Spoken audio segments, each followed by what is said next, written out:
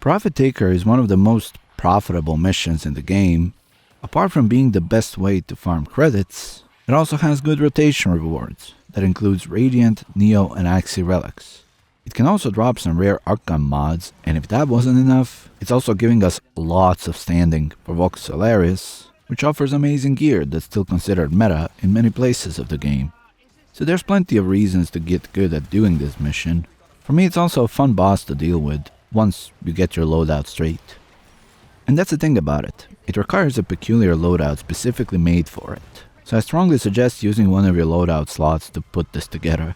Wrong loadout settings can really ruin your experience. Before we dive into loadout options, I want to briefly explain how Showdown works stage by stage. First, you need to take down her shields. You can use any weapon for this, and the way you do it is by shooting it with a weapon that has an element that's shown on her face. That's the only way you can damage shields, so you can already begin to see why special loadout is in order. If you don't have a specific element, you can wait for 5 seconds and then hit her with your operator amp to refresh it. After you take down her shields, there's a sound cue. Business lets himself known on the radio, and that's when you need to use an Archgun to take down all 4 of her legs. After you do so, she will kinda lay down, and after a brief moment her body will become vulnerable. Once you take down enough HP off her body, she will brush it off, rise up, and move on to the next phase. Pylon stage happens 2 times during this fight. She launches a few pylons that recharge her shields, and you need to take them down before proceeding with the mission. There's a slight difference between 2 pylon stages. First time pylon stage does not get to recharge her shields, so you have to use an Archgun again to deal damage to her health right after you destroy pylons. Second time you encounter pylon phase and clear them, she will have her shields recharge. So it's back to the step 1 of taking down her shields to be able to damage her health. And that's the basics of all 3 unique phases you will encounter during this fight. The way you know which phase is active is simple. 1. If pylons are on, they have markers on them and they are linked to Profit Taker, so they're hard to miss. You will deal 0 damage to Profit Taker during this phase, so you have to deal with pylons first before proceeding. 2. When she has her shields up, an element marker is on her face, then you can hit her with any weapon that has that element.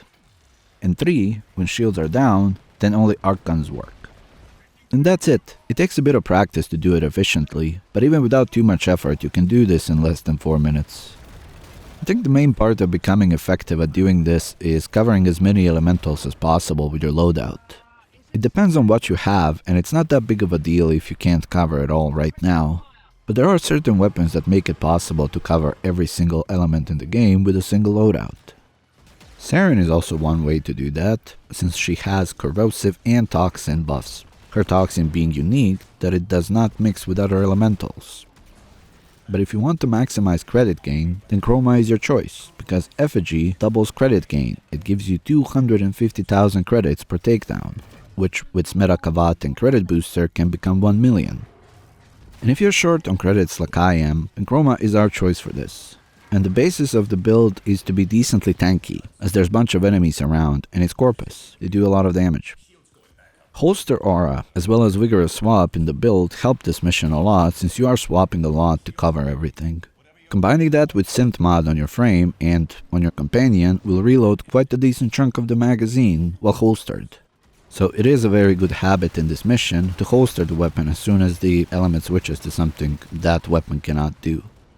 If you don't have primed sure-footed, I strongly suggest using some helmet ability that adds status immunity.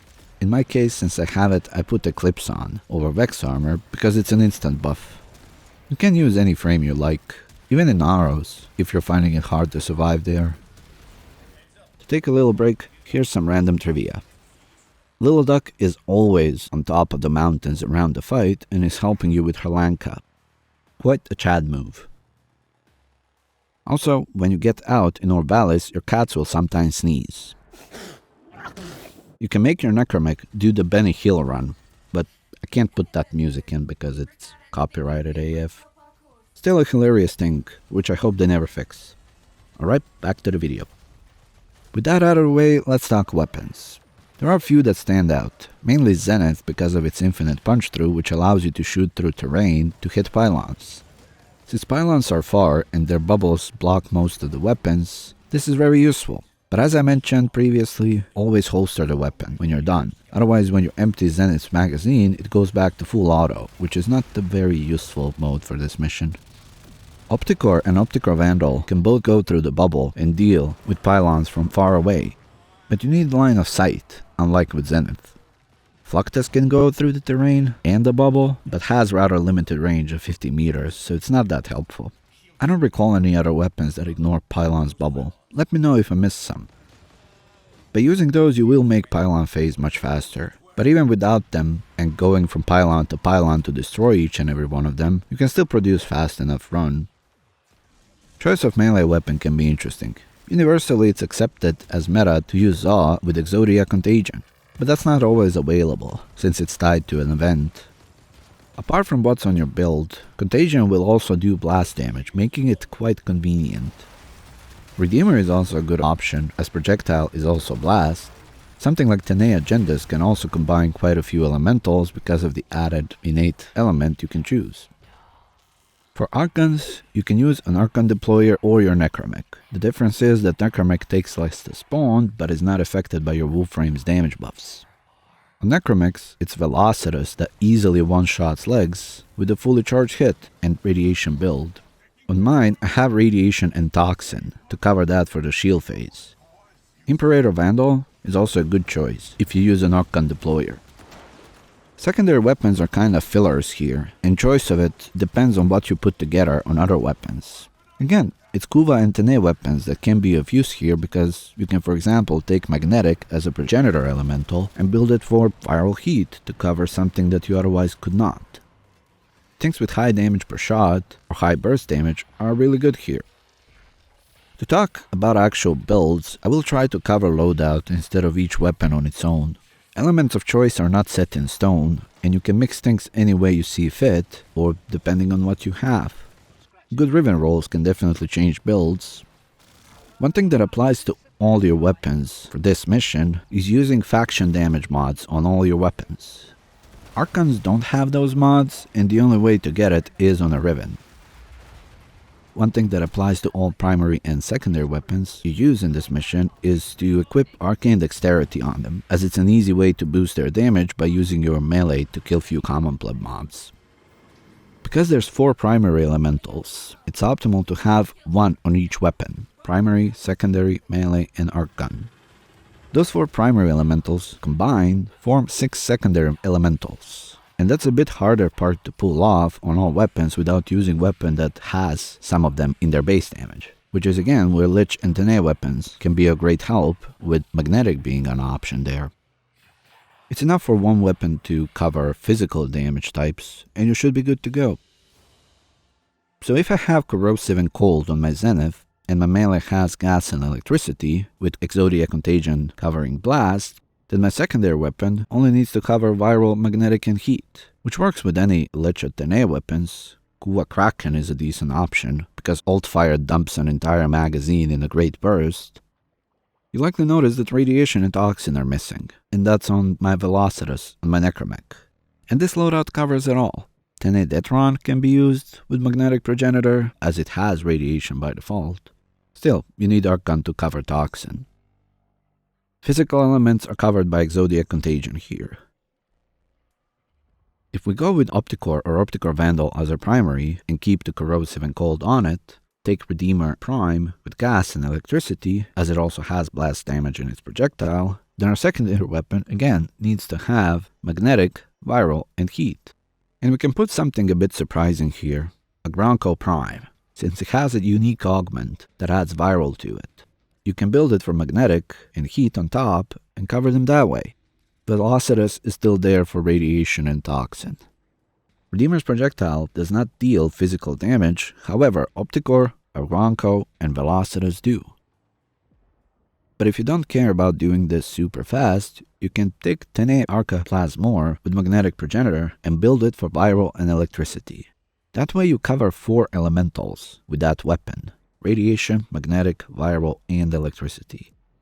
With this, I recommend Exodia Contagion melee, because Arca has no physical damage. If we go with gas and cold on the contagion melee, then our secondary weapon only needs to cover corrosive and heat, assuming we stick to the same Archgun build with Velocitus.